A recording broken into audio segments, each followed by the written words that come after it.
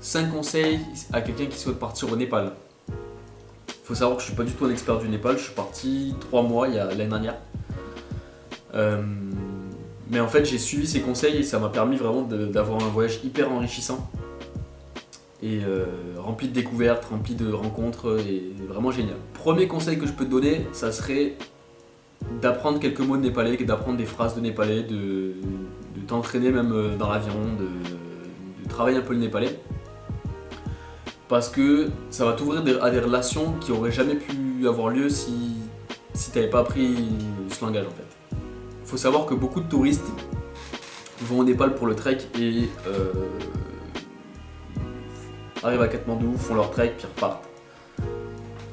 Et beaucoup n'apprennent pas forcément le népalais en fait. Ils n'ont pas forcément l'envie, ils sont pas forcément intéressés par cette langue. Et le fait que tu t'y intéresses et que tu essaies de discuter un peu avec des Népalais, ça va vraiment changer ton voyage parce que tu vas pouvoir taper des barres avec un Népalais parce qu'il va se foutre de ta gueule forcément avec ton accent tout éclaté et puis ta prononciation qui est éclatée aussi. Mais il va t'apprendre à prononcer, il va t'apprendre quelques mots, vous allez rigoler par rapport à ça. Enfin vraiment ça va t'ouvrir des portes et puis des relations géniales. Et franchement si je devais te donner un seul conseil, ce serait ça parce que tu pourrais discuter, enfin tu peux dire 2 mots à une mamie qui est dans la rue, tu peux parler un peu avec des enfants aussi, apprendre comment est-ce qu'ils comptent, ils ont une chanson aussi quand ils comptent. Enfin c'est juste incroyable et c'est hyper enrichissant. Et sincèrement les Népalais quand ils voient que tu parles leur langue, que tu essaies de parler leur langue, ils vont être hyper ouverts et hyper heureux en fait que tu t'intéresses aussi à cet aspect-là de leur culture. Deuxième conseil, moi après c'est mon point de vue personnel, moi je suis parti dans une période creuse, donc je suis parti fin décembre, je suis rentré début avril et j'ai trouvé ça génial en fait parce que j'ai fait un peu de trek, j'ai fait un peu de tout et en fait il y avait beaucoup moins de monde que d'habitude. T'as 2 grosses périodes pleines au Népal, ça sera septembre-octobre.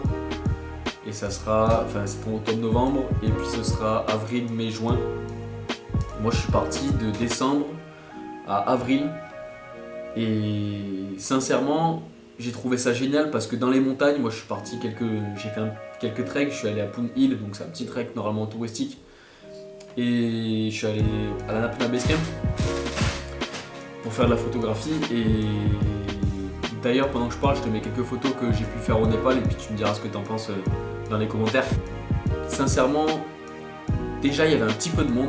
Sincèrement, il y avait déjà un petit peu de monde, c'est pour ça que je partais très tôt le matin et je voyais le lever de soleil en rando.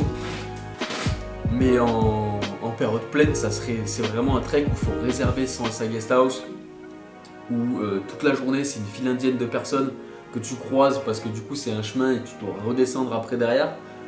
Sincèrement, c'est pas moi j'aime la montagne et j'aime pas me retrouver avec 1 milliard de personnes devant et 1 milliard derrière quoi.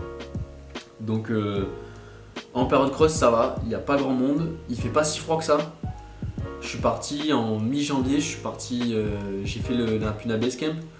En haut, on est d'accord, il fait moins 17 degrés la nuit, enfin moins 10, moins 15 degrés la nuit. Mais c'est largement faisable. La journée fait quand même assez bon.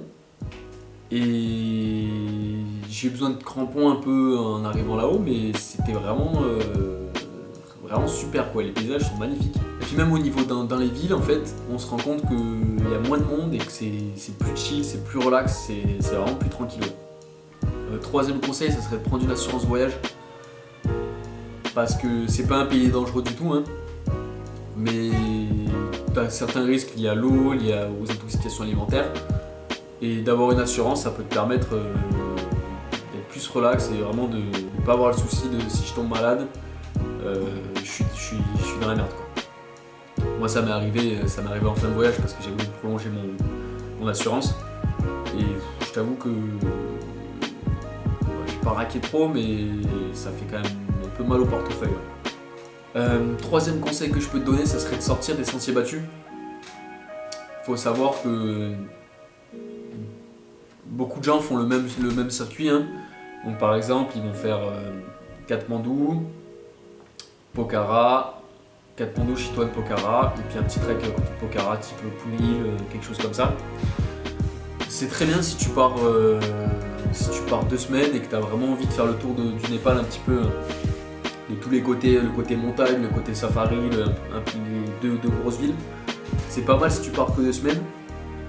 Mais si tu pars plus de temps, je te conseille vraiment de sortir des sentiers battus et d'aller dans les petits villages au fin fond du Népal. Tu vas découvrir des nouvelles cultures et puis le Népal profond, vraiment, c'est hyper enrichissant. Là-bas, ça parle pas anglais du tout, donc le premier conseil s'appliquera d'autant plus là-bas. Mais ça sera quelque chose ça sera une expérience vraiment de vie, plus qu'un voyage pour les paysages et pour un petit peu la culture, quoi. 5e conseil, ça serait vraiment, bon ça c'est quand même assez important, c'est évite de donner n'importe quoi aux enfants dans la rue. Souvent on va te demander des bonbons, des chocolats, des sous même, des choses comme ça. Moi j'ai un petit exemple, le bus n'était pas encore parti, j'étais dans le bus pour aller à Bardia, donc un parc national il y a 18 heures de bus de Pokhara, enfin il y a 15-18 heures de bus de Pokhara, selon si ton bus tombe en panne ou pas. Et en fait, juste en face du bus, il y avait je sais pas, 5-10 enfants qui étaient avec un sac plastique et qui mettent de la colle dedans en fait, qui la font brûler, qui la sniffent, qui se shootent en fait complètement. C'est des orphelins en fait, et ils vivent dans la rue.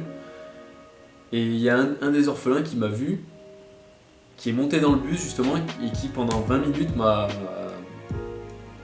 supplié de lui donner de l'argent. Et pendant 20 minutes, je lui ai dit non. Parce que ça a beau te briser le cœur en fait, mais l'argent que tu vas lui donner là, en fait, il va la dépenser dans de la colle et ça serait un cercle vicieux, quoi. Donc sincèrement, je te conseille de ne pas donner grand chose aux enfants dans la rue ou même dans les montagnes ou quoi que ce soit, parce que ça va leur donner de très mauvaises habitudes. Et je te conseillerais plus de te tourner vers des assos qui sont spécialisés là-dedans et qui connaissent ces enfants et qui vont travailler avec eux, qui vont essayer de les sortir de là, plutôt que de donner de l'argent aux enfants ou de leur donner des bonbons, des chocolats. C'est vraiment pas ouf. Même si c'est bien intentionné, derrière en fait ça a créé des habitudes et des choses qui sont pas vraiment bon pour eux. Donc ouais, ça serait mon 5e conseil, ça. En petit bonus, j'ai un 6e conseil et ce serait de laisser place à l'inconnu.